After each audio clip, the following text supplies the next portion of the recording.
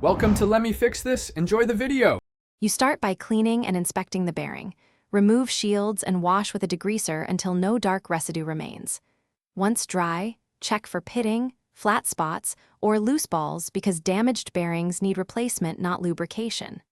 Next, set up your applicator.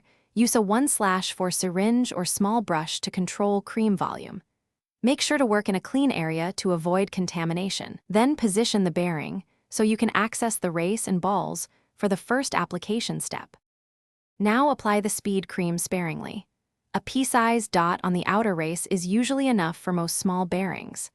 Once you place the cream, use a swab or soft pick to work it into the ball pockets and cage so the lubricant reaches contact surfaces.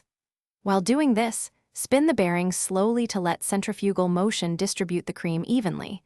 This prevents clumping. Make sure to wipe any visible excess from the outside edge, so seals or shields can reseat cleanly without dragging. Finish by carefully reinstalling shields or seals and placing the bearing back into the hub or wheel, ensuring correct orientation. Once mounted, perform a bench spin.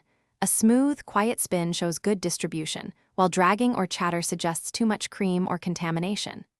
After installation, perform a short break-in routine, 10 short rides or spins to let the cream settle.